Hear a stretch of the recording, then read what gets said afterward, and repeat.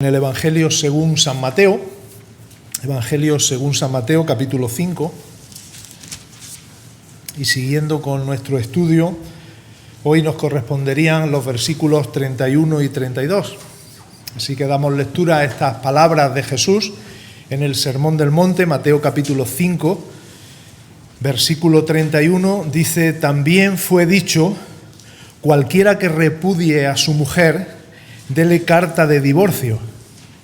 Pero yo os digo, nos dice Jesús, que el que repudia a su mujer, a no ser por causa de fornicación, hace que ella adultere, y el que se casa con la repudiada comete adulterio.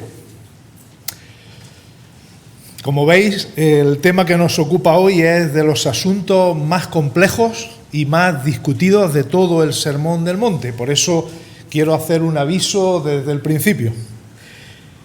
Solamente voy a poder trazar algunas líneas maestras en el tiempo que tenemos, porque sería imposible abarcar un tema tan amplio y tan lleno de matices. Así que en esto, quiero hacer este aviso y pedir disculpas.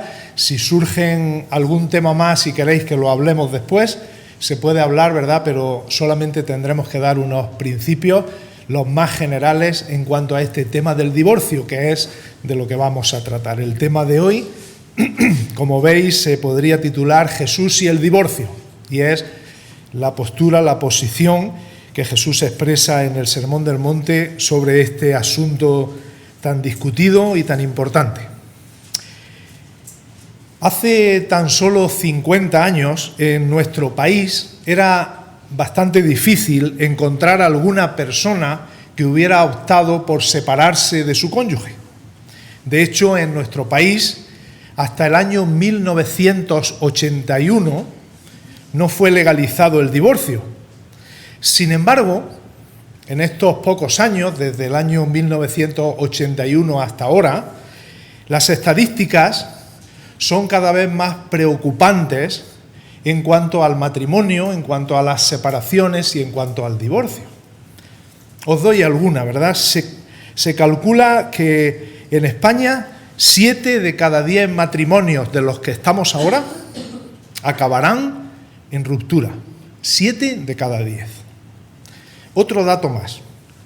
En solo 10 años, desde el año 2004 hasta el año 2014, se han duplicado en nuestro país el número de separaciones y divorcios. Así que, como veis, es un tema que nos afecta, y a los creyentes que estamos inmersos en esta sociedad, obviamente también hemos sido afectados.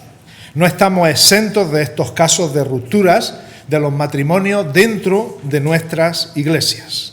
Tanto es así que resulta cada vez más difícil encontrar una sola familia en la que no haya algún caso de separación, y eso con la consiguiente repercusión económica, repercusión social, psicológica, emocional, tanto para los que se separan, pero no solo para ellos, sino también para sus padres, para sus hijos y para toda la iglesia.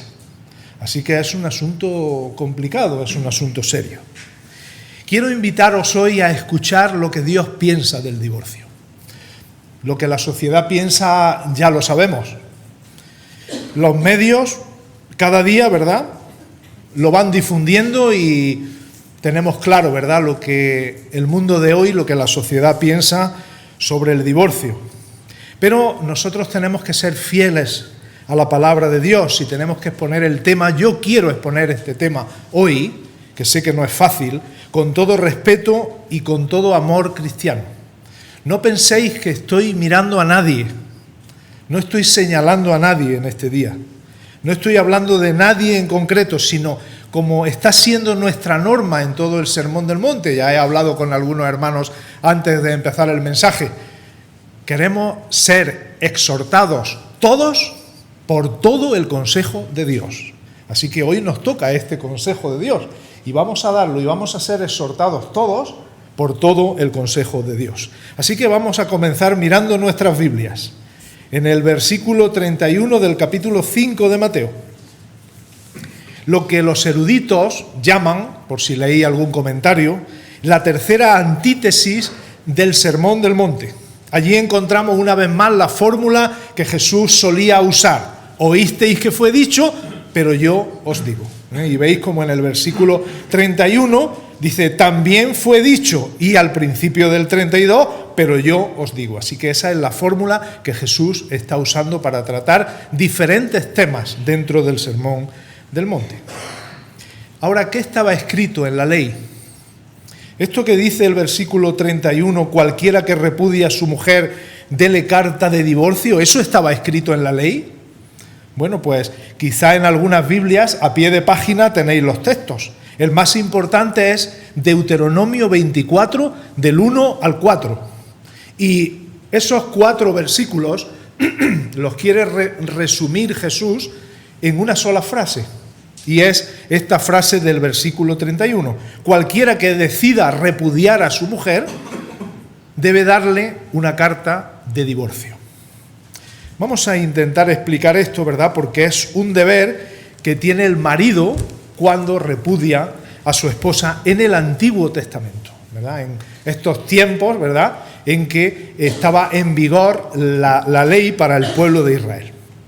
¿Qué era la carta de divorcio? Bueno, pues he podido leer en algún documento por internet lo que es la carta de divorcio, ¿verdad? Es una carta que la expedía el Sanedrín de Israel, ¿verdad?, ese conjunto de personas que eran los líderes espirituales, y era esa carta puesta en manos de la mujer repudiada que le permitía casarse de nuevo con otro hombre y así tener asegurada su manutención y su dignidad. Pensad que estamos en tiempos muy antiguos, en los cuales una mujer que hubiera sido expulsada de casa por su marido no tenía forma de ganarse la vida como no fuera que se casase con otro hombre. Ella, para poder ganarse la vida, tendría que haberse dedicado a la prostitución o tendría que haberse muerto de hambre. Así que, de esta manera, Dios hace aquí, porque es Dios el que dice estas cosas, Dios hace aquí una concesión que servía para proteger a la mujer de un marido despiadado que la repudiara de una manera precipitada y de una forma tiránica. Ahora, ¿qué había pasado en los tiempos de Jesús? ¿Cómo habían interpretado esta ley que estaba escrita en el Deuteronomio los escribas y los fariseos de los tiempos de Jesús? Porque ellos no habían llegado a comprender cuál era la intención de Dios al permitir el repudio. La intención solamente era proteger los derechos de la persona más débil. Por si se me olvida decirlo después, a la esposa no se le permitía repudiar al esposo. Solamente era el esposo el que podía repudiar a la esposa. Entonces Dios quería, en este caso a la mujer, protegerla, como hemos dicho antes, haciendo una regulación de esta práctica que estaba torcida, que no era la voluntad de Dios, pero que se estaba llevando a cabo. No sé si entendemos esto bien, porque hay asuntos en la Biblia para los cuales nosotros decimos, ¿cómo es que Dios, si no está de acuerdo con esto, lo regula? Pone unas leyes sobre estas cosas. Os pongo un ejemplo, ¿verdad?, para que podamos entenderlo mejor. Leyes sobre la esclavitud. Dios pone unas leyes, incluso en el Nuevo Testamento están escritas. Los siervos deben obedecer a sus amos. Los amos no deben ser ásperos con sus siervos. Y nosotros decimos, Señor, pones leyes para la esclavitud. Sí. ¿Por qué? Porque existía. Pero, Señor, ¿es que tú estás de acuerdo con la esclavitud? No, no estoy de acuerdo en absoluto. Pero para proteger los derechos de los más débiles, quiero poner unas leyes que regulen las relaciones entre estas personas para que el amo no abuse de su esclavo. En este caso ocurre igual. Dios es que está de acuerdo con que un marido repudie a la mujer y la eche a la calle, en absoluto. Pero como es una situación que se estaba dando de hecho, Dios regula esa situación para que el marido no abuse. Si nosotros seguimos leyendo en 5:32, allí nos habla Jesús con autoridad de qué había en el corazón de Dios. Y dice: pero yo os digo que el que repudia a su mujer, a no ser por causa de fornicación, hace que ella adultere, y el que se casa con la repudiada comete adulterio. Es decir, que es un pecado el que repudia a su mujer, a no ser por esta razón que viene aquí escrita. Vamos a intentar explicar esto porque yo creo que aquí está el quid de la cuestión.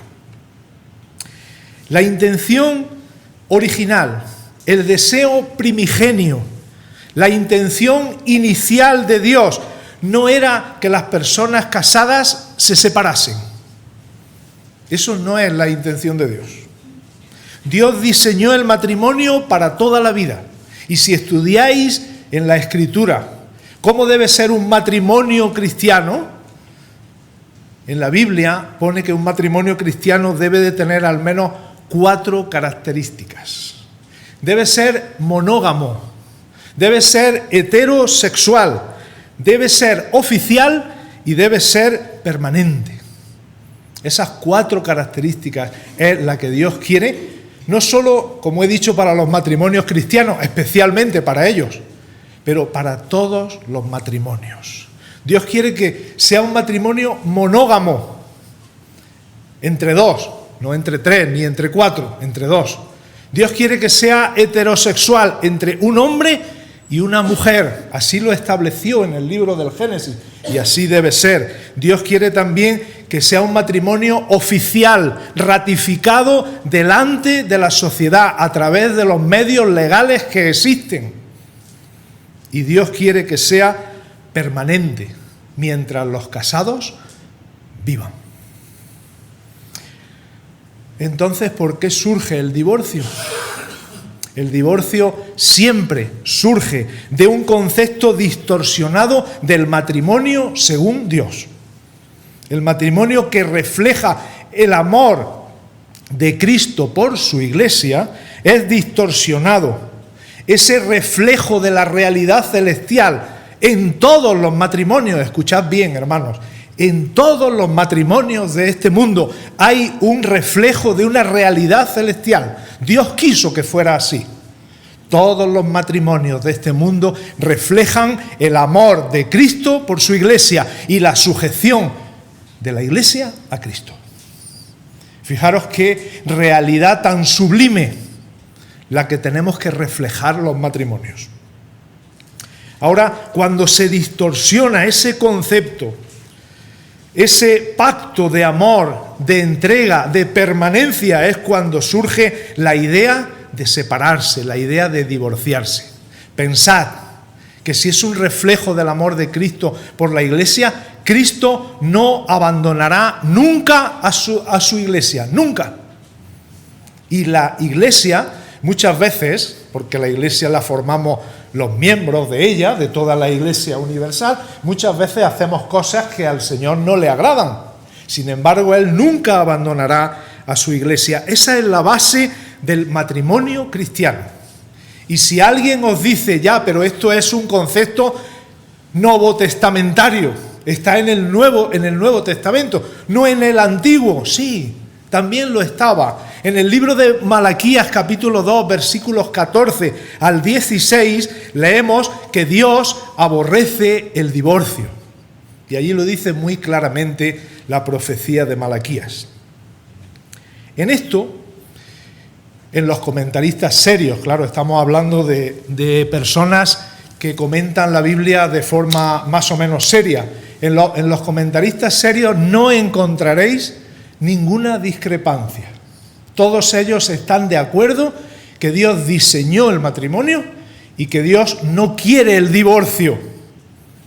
En esto, como digo, coinciden prácticamente todos los que son serios y los que son buenos.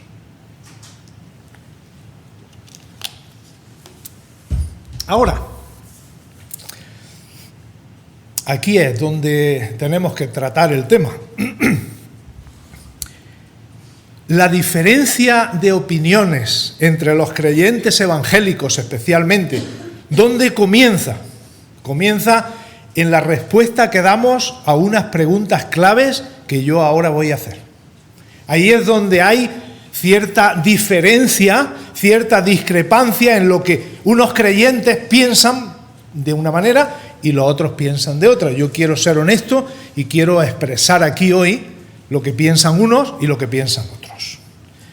¿Cuáles son esas preguntas claves que tenemos que hacernos para tocar el tema del divorcio y de la separación? Pues la primera pregunta clave que nos tenemos que hacer es: ¿hay algún supuesto en el que esté justificado separarse del esposo o de la esposa? ¿Hay algún supuesto? ¿Hay alguna circunstancia? ¿Pueden los casados, sería una segunda pregunta, ¿pueden los casados romper su vínculo ante ciertos comportamientos del cónyuge y volverse a casar con otra persona? Esta sería otra pregunta clave. Y la más clave de todas, ¿verdad? Porque ahí está la madre del Cordero. ¿Qué significa la cláusula de excepción? Es decir, esa frase que dijo Jesús, a no ser por causa de fornicación. ¿Qué significa exactamente esa frase? ¿Qué es la que causa tanta discrepancia? Para responder sabiamente a estas preguntas tenemos que ayudarnos de algunos textos bíblicos más. No es suficiente con este texto de Mateo 5, ¿verdad? Si estuviera aquí el Señor Jesús, pues le pediríamos que nos diera explicación. Diríamos: Señor, explícanos un poco mejor porque lo has dicho tan resumido, ¿verdad?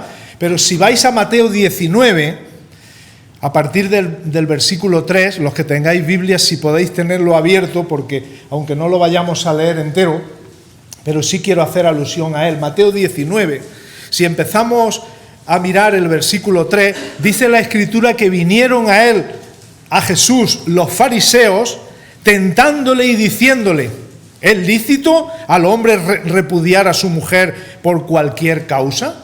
Estamos allí, ¿verdad? Ha pasado un tiempo después del Sermón del Monte y de nuevo los fariseos se acercan a Jesús. Y se acercan a Jesús y le hacen una pregunta: ¿es lícito repudiar a tu mujer por cualquier causa? Y Jesús se va al libro del Génesis y le dice: mirad, ¿no habéis leído? ¿Quién lo hizo al principio? Fue Dios, ¿verdad? ¿Y cómo lo hizo? Hombre y mujer, varón y hembra. ¿Y qué les dijo? Les dijo: dejará el hombre a su padre, se unirá a su mujer, serán una sola carne, así que ya no son más dos, son una sola carne. Estoy mirando el texto de Mateo 19, ¿verdad? Por tanto, lo que Dios juntó no lo separe el hombre. Entonces ellos vuelven a la carga y le dicen: ya, pero entonces, ¿por qué Moisés en Deuteronomio 24 mandó dar carta de divorcio a nuestras mujeres y poder repudiarlas cuando nosotros quisiéramos? Y Jesús le dijo: Moisés no os mandó repudiar a vuestras mujeres, Moisés os permitió repudiar a vuestras mujeres a causa de la dureza de vuestro corazón, pero en el principio no fue así. Estoy viendo ahora mismo a nuestro hermano Pedro Inglés diciendo esta frase: en el principio no fue así. Y dice además Jesús allí: y yo os digo que cualquiera que repudie a su mujer, salvo por causa de fornicación, otra vez aparece la frase, y se casa con otra adultera, y el que se casa con la repudiada adultera. Y entonces le dijeron sus discípulos, habiendo escuchado todo esto que Jesús les había enseñado, le dijeron sus discípulos: si es así la condición del hombre con su mujer, no conviene casarse. Vamos a dejar aquí la lectura en el versículo 10, porque ahí ya tenemos tarea, ¿verdad? Desde el principio vamos a ir viéndolo, ¿verdad? Y no quiero correr mucho, pero tengo que darme prisa, me tenéis que comprender. ¿Cuál es la intención de los fariseos cuando se acercan a Jesús? ¿Era conocer la voluntad de Dios? ¿Era acercarse y decir: maestro, es que no entendemos bien este tema del divorcio, del repudio? Señor, ¿nos puedes explicar? Porque no entendemos cuál es la voluntad de Dios. ¿Esa era la intención? Leed en el versículo 3. Entonces vinieron a él los fariseos tentándole. La intención que ellos tenían era ponerle en un aprieto, era acorralarle, era tentarle, era que Jesús dijera alguna palabra para poder ser usada en su contra. Eso lo solían hacer los fariseos, ¿verdad? Lo hicieron con la cuestión del tributo, lo hicieron con otra serie de cosas, y en este caso también ellos fueron a Jesús para acorralarle. Vamos a hacerle una pregunta. ¿Es lícito repudiar a nuestras mujeres por cualquier causa? A ver lo que contesta, porque sea lo que conteste, por un lado o por otro le vamos a acorralar, le vamos a pillar, vamos a coger una palabra para que sus seguidores, que tanto le quieren, ya le quieran menos. Y ahora os voy a decir una cosa, hermanos, hermanas, a todos. El asunto del divorcio es de esos temas que si uno quiere llevarse bien con todo el mundo, nunca debe tratar. Yo soy consciente de lo que estoy haciendo. Si tú te quieres llevar bien con todos, tú ten cuidado, no digas lo que dice la Biblia sobre el divorcio, porque es un asunto de mucha controversia. Es uno de esos temas peliagudos, que luego ya las personas no te ponen la misma cara cuando los saludas. Y hay que ser conscientes de eso. Los fariseos no deseaban que la fama de Jesús siguiera extendiéndose. Por eso fueron a Jesús a ponerle en un aprieto, a acorralarle. Vamos a ver lo que dice este. Y os voy a decir algo más. Si nosotros somos conscientes del contexto sociopolítico de la época de Jesús y de los fariseos que fueron a hacerle esta consulta, si somos conscientes de cuál era su contexto, nos daremos cuenta de algo muy importante. Cuando le hicieron esta pregunta a Jesús, hacía muy poco tiempo que otro hombre de Dios había hablado en contra del divorcio y había terminado con la cabeza cortada. Y algunos ya sabéis quién era, ¿verdad? Decídmelo quién era. Juan el Bautista. Herodes Antipas se había fijado en la mujer de su hermano Felipe. No se la había robado, ¿eh? Él era el rey. Había repudiado a la suya, Herodes Antipas había repudiado a su esposa porque podía hacerlo según la ley, y se había casado de nuevo con la mujer de su hermano Felipe. Y Juan el Bautista se presenta delante de Herodes Antipas y le dice: no te es lícito tener a la mujer de tu hermano. Y Herodes le dice: Juan, ven un momento. Bueno, ahora estoy especulando un poco, ¿verdad? Juan, ven un momento, vamos a hablar. Ven, Juan, mira, yo te aprecio, mira, tú eres un profeta, de verdad que yo me gusta escuchar tu palabra y tal. Te voy a tener que meter en la cárcel porque no te callas, pero hazme el favor, ya no repita eso, ¿vale? Tú ya te callas, va, y haces tus cosas, tú tienes tus predicaciones, tus cosas, bautizas por ahí, pero por favor, Juan, no te es lícito tener a la mujer de tu hermano. Y eso era algo que Juan lo tenía aquí en la cabeza por el Espíritu de Dios, no porque él se lo había inventado, y lo repetía, hasta que, como ya sabéis, murió decapitado. Quizá los fariseos, cuando se acercaron a Jesús, a lo mejor soy mal pensado, quizá cuando se acercaron a Jesús dijeron: vamos a hacerle la pregunta, tentándole a ver si cae en el mismo cepo que cayó Juan el Bautista. Porque como caiga en el mismo cepo le podemos meter en la cárcel e incluso le pueden cortar la cabeza. Y lo que nosotros queremos es que este hombre no siga adelante. De una manera o de otra, hermanos, te la juegas cuando hablas de este tema. Por eso se trata tan poco. Por eso habréis escuchado muy pocas veces hablar de estos asuntos. En tiempos del Nuevo Testamento, y vamos otra vez a Mateo 19, había dos escuelas rabínicas, una era más conservadora y la otra era más liberal. La escuela samaíta era la más conservadora. Ellos decían que tú podías repudiar a tu esposa solamente si ella te era infiel. Mientras que la escuela de Hillel, que era mucho más liberal, decía, no, hay muchísimas razones por las cuales tú puedes repudiar a tu esposa. De tal forma que hay escritos que dicen que cuando una esposa levantaba un poco la voz más de la cuenta, la podías repudiar. Cuando las comidas de ella no te gustaban demasiado, la podías repudiar.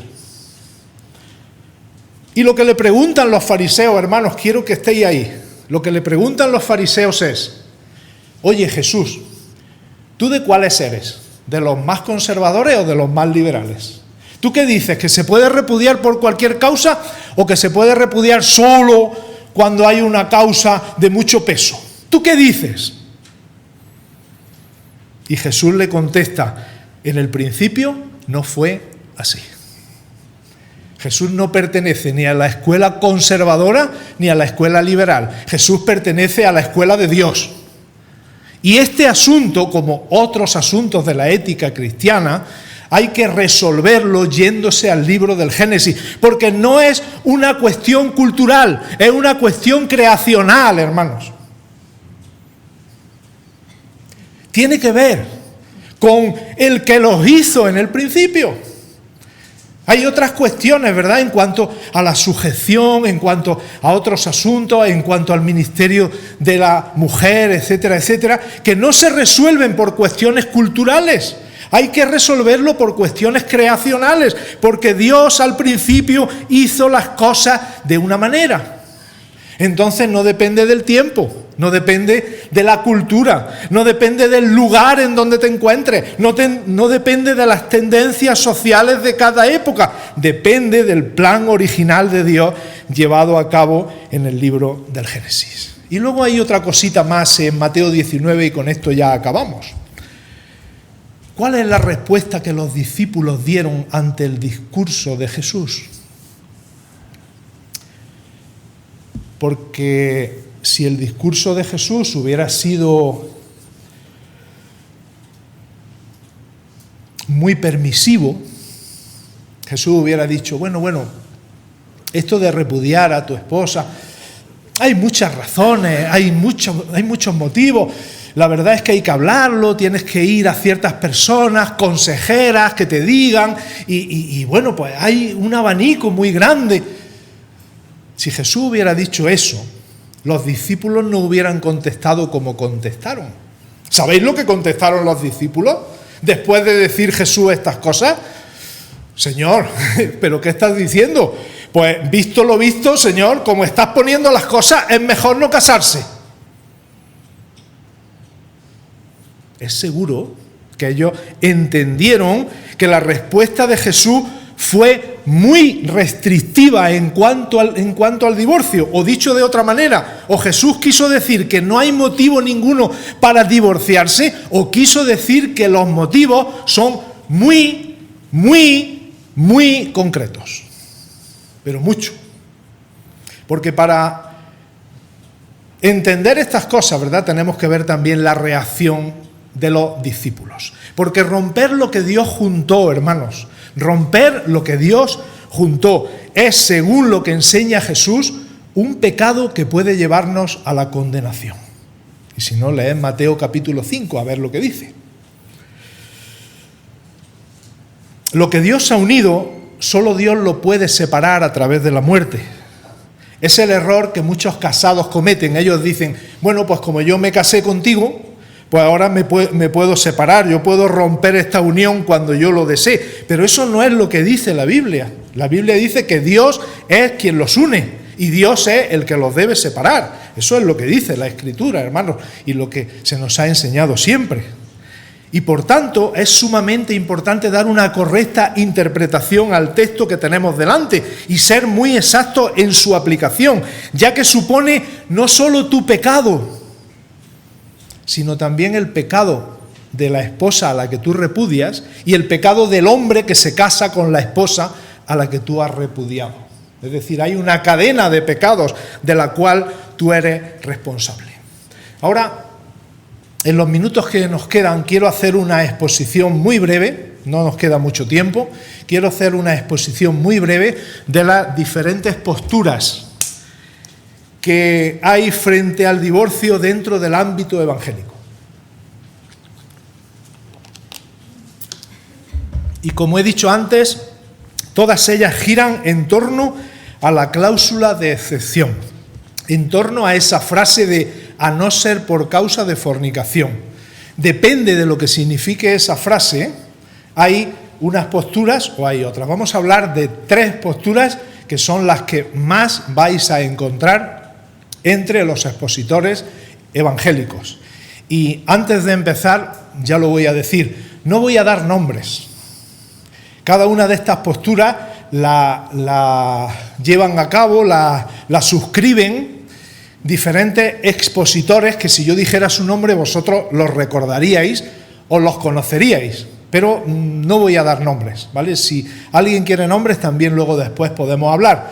Lo que sí os digo que los 3 grupos son de personas muy respetables, ¿eh? No estoy diciendo que ninguno de ellos esté descartado ni que no tenga razón, pero yo tengo que explicaros lo que hay, ¿vale? Entonces, vamos con las diferentes interpretaciones de esa frase a no ser por causa de fornicación.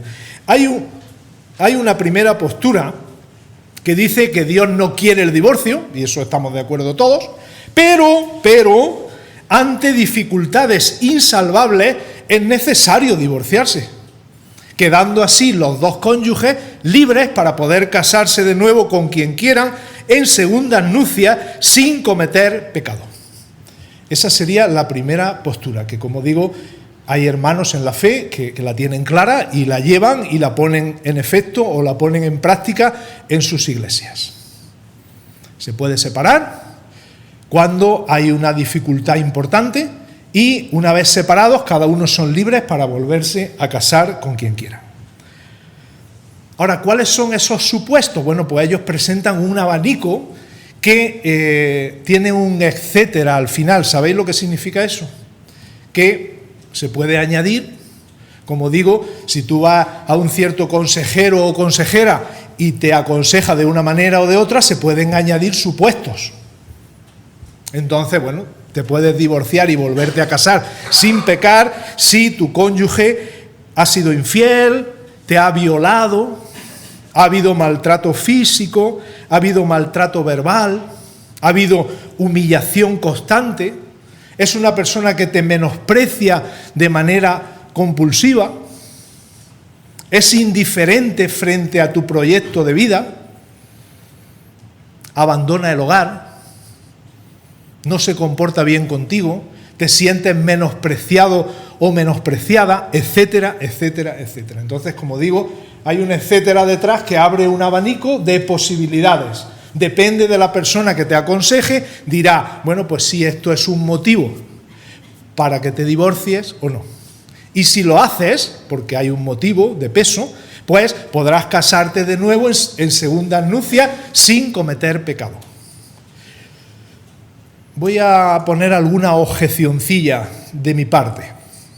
La primera objeción, lo del etcétera, es peligroso, como podéis imaginar.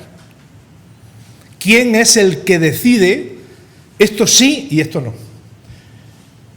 ¿Por qué motivo ha sido? Pues por maltrato verbal, eso sí. ¿Por qué motivo ha sido? Por indiferencia, eso no. ¿Quién decide eso? Esa es la primera objeción que tengo. No la voy a contestar ni mucho menos porque ni tenemos tiempo ni tengo ganas de hacerlo.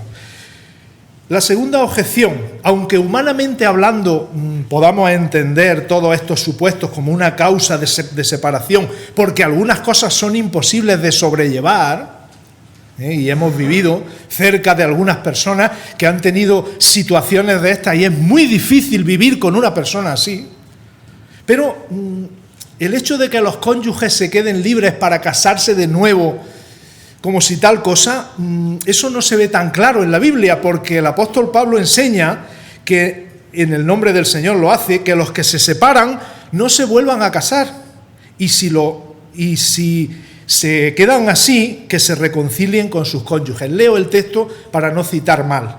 Dice en la 1 Corintios 7:10, Pero a los que están unidos en matrimonio, mando no yo, sino el Señor, dice el apóstol Pablo. Que la mujer no se separe del marido, y si se separa, quédese sin casar o reconcíliese con su marido.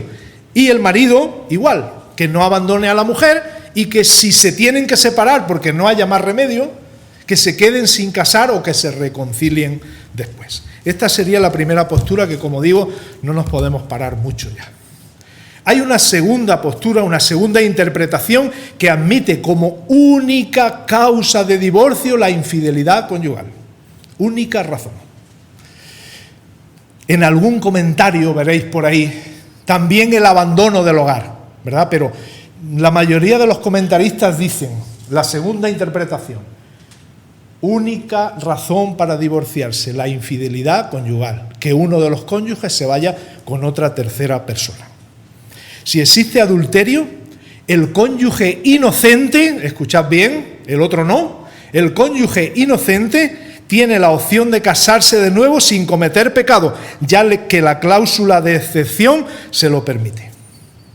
Y en esto tengo que ser honesto, hermanos, he mirado muchos comentarios.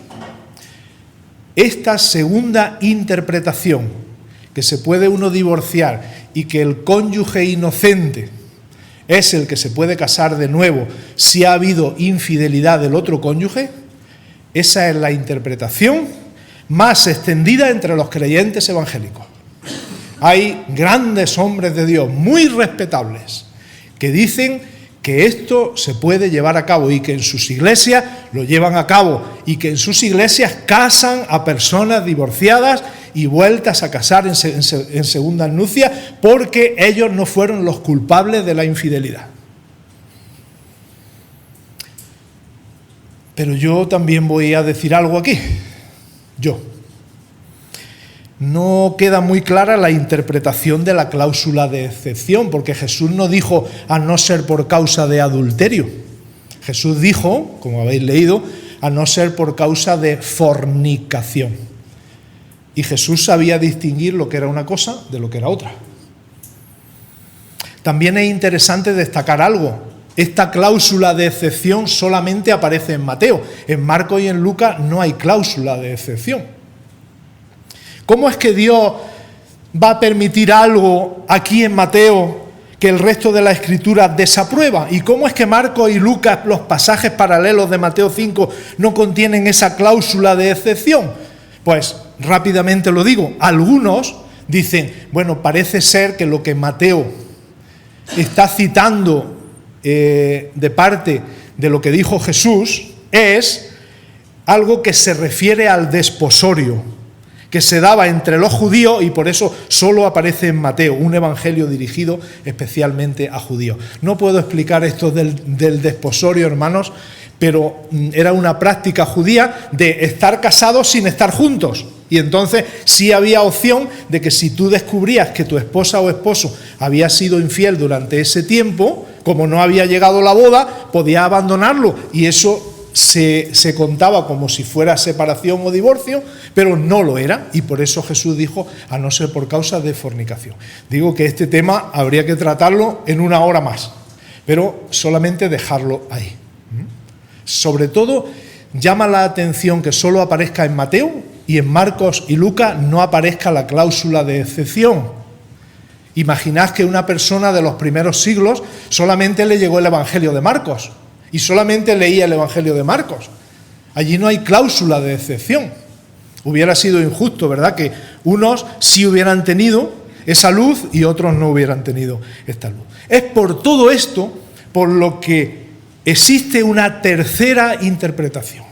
Hemos visto la primera os acordáis, ¿verdad? Un abanico de posibilidades en el cual, si ocurría algo de eso, quedaban los dos libres para poder casarse. La segunda interpretación, solo por infidelidad y solo queda libre el que es inocente. La tercera interpretación dice así, es una interpretación cada vez más extendida entre creyentes evangélicos que conecta con el plan original de Dios y no permite la ruptura del pacto matrimonial bajo ningún concepto. Únicamente en el caso de riesgo extremo o de sufrimiento insoportable de alguno de los cónyuges, podrían separarse físicamente durante un tiempo, pero no volverse a casar, sino esperar en el Señor e intentar la reconciliación. Os leo la frase textual de uno de los que defiende estas cosas, que es un expositor bíblico de mucha fama en los Estados Unidos. Y dice así: ¿crees que permite la Biblia el divorcio en caso de adulterio? Eso es la pregunta que le hacen. ¿Y cómo contesta este hombre? Dice: no lo creo. No pienso que la Biblia permita el divorcio y volver a contraer matrimonio nunca, mientras el esposo o la esposa estén vivos. Ese es mi radical, conservador, estrecho, realista y muy necesario punto de vista en nuestra cultura del divorcio feliz. Estos son los 3 puntos de vista, hermanos. Ahora yo podría terminar el mensaje aquí, además es ya casi la hora.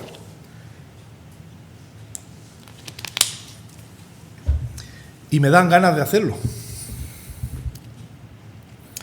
Y podía quedar muy bien con todos los que estáis aquí diciéndoos 3 posturas, que cada uno escoja la que quiera. Pero yo no soy un académico, hermanos. Yo no soy un teólogo. Yo no soy un conferenciante. Yo no soy un periodista que expone todas las opciones. Yo soy un predicador de la palabra de Dios.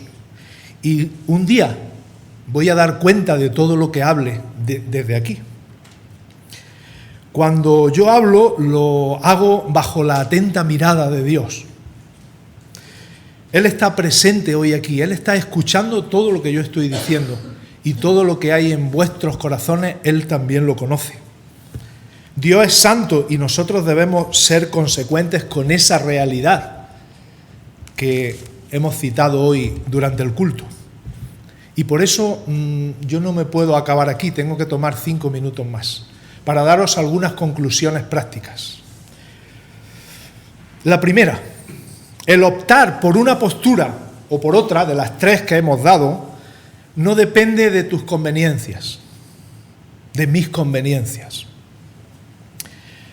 Dicho de otra manera, no es sano espiritualmente hablando escoger la tendencia que más me interese. Yo conozco a personas que hace unos años tenían unas posturas más conservadoras en lo referente al divorcio, pero han ocurrido cosas en su familia, entre sus hijos, etcétera, y ahora ya la postura que tenían antes ya no la conservan. ¿De qué depende, hermanos? ¿De coger una posición más liberal o más conservadora respecto al divorcio? ¿De qué depende? Yo creo que de la obra del Espíritu Santo, de lo que Él haga en tu corazón para guiarte a toda la verdad. Abstráete de todo lo demás, no importa. Deja que el Señor te hable ahora, deja que el Espíritu Santo haga su obra en el corazón y te diga lo que es la verdad, lo que Dios quiere, lo que Dios dice. Y aunque haya excepciones, y podemos entender ciertas separaciones porque la situación era insostenible, no estamos diciendo de ninguna manera, y creo que lo he dicho antes, que una persona tenga que soportar el estar amenazada en un sitio. Lo hemos hecho, le hemos dicho a esa persona amenazada: vete de ahí, rápido. Pero no le hemos dicho que se vuelva a casar ni que se vuelva a juntar con otras personas. Pero aunque haya excepciones, y siempre las hay, y hay divorcios y divorcios, hay diferencia entre unos y otros, yo os quiero preguntar algo muy seriamente. ¿Qué vamos a enseñar a nuestros hijos? ¿Qué vamos a transmitir a los jóvenes de nuestra iglesia? ¿Qué vais a enseñar en la escuela dominical? ¿Qué vais a enseñar en cuanto a este tema? Porque si cuando se plantee el tema en chicos que ya tengan cierta edad, les ofrecemos la posibilidad de divorciarse casi por cualquier causa para justificar nuestro propio comportamiento, estaremos cometiendo un error histórico. ¿Sabéis por qué? Porque en pocas generaciones ya no habrá matrimonios como toda la vida. Los matrimonios de siempre serán la excepción, no serán la norma. Y los jóvenes no se casarán, ellos se irán a vivir juntos. Temen a la ruptura, no quieren que les ocurra. Y si acaso se casan, se van a divorciar en cuanto encuentren un problema y se van a volver a casar en segundas nupcias y todo empieza de nuevo. ¿Creéis que el matrimonio tal como lo entendemos hoy sería respetado en nuestros días si nuestros mayores no hubieran defendido a ultranza y sin reservas ninguna lo que Dios les mandó, aunque sabemos que hay matrimonios que les ha costado sufrir mucho, pero han soportado y han mantenido el matrimonio? ¿No creemos que el matrimonio es la base más sólida para construir una sociedad próspera? Yo te ruego hoy que vayas de lo particular a lo general, enseñando en tu casa y en tu círculo de influencia lo que enseña la Biblia. ¿Y sabes lo que enseña la Biblia? Honroso es en todos el matrimonio. Ahora, algunos consejos pastorales para los hermanos que estáis aquí y para todo el que me quiera escuchar también a través de las redes. Puede ser que tú que me escuchas sea una persona soltera. Si has conocido a alguien, si quieres comprometerte con alguien y deseas casarte en el futuro, piensa muy bien lo que vas a hacer. Piénsalo muy bien. Haz como los discípulos, Señor, si esto es así, hay que pensárselo muy bien. No conviene casarse a tonta y a loca. Piénsalo muy bien. Conoce a la persona, no solamente físicamente, no, yo no me estoy refiriendo a eso. Conoce bien a la persona, conoce su interior, conócela espiritualmente, cómo es la persona, antes de dar el paso de casarte con ella. Durante el tiempo de noviazgo, conócela bien, porque es una decisión para toda la vida. Pero alguien puede decir, bueno, yo es que soy casado ya. Si tú eres casado y me estás escuchando, cuida de tu matrimonio con todas tus fuerzas y con la ayuda del Señor, y considera la unión que has hecho como un pacto delante de Dios, algo que solo la muerte podrá disolver, y que la separación y el divorcio no sean una opción para ti. Pero la vida no es a veces tan de color de rosa, ¿verdad?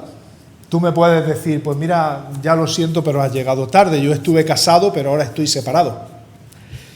Estoy separado por causas mayores, porque la situación que tenía era una situación insostenible. Yo te pido que pienses, y en el nombre del Señor te lo digo, considera seriamente quedarte sin casar. Considéralo. Para poder reconciliarte con tu cónyuge. Ya, Tony, pero tú vives en un mundo color de rosa. ¿Reconciliarme con mi cónyuge? Tú no conoces a mi cónyuge. Vale, puede ser que no sea posible la reconciliación. Vive una vida de pureza delante de Dios. No te corrompas yendo cada día con una persona diferente para resarcirte de lo que te ha hecho tu esposo o lo que te ha hecho la esposa. No lo hagas. Vive puro o pura para Dios y verás la recompensa en ti y en tus hijos. Lo vas a ver. Pero también alguien puede escucharme y decir, bueno, has llegado tarde en todos los puntos anteriores. Yo estuve casado, me divorcié o separé y ahora estoy casado en segundas nupcias. Estoy escuchándote, quizá te tenía que haber escuchado hace unos años, pero estoy escuchándote hoy. ¿Qué hago?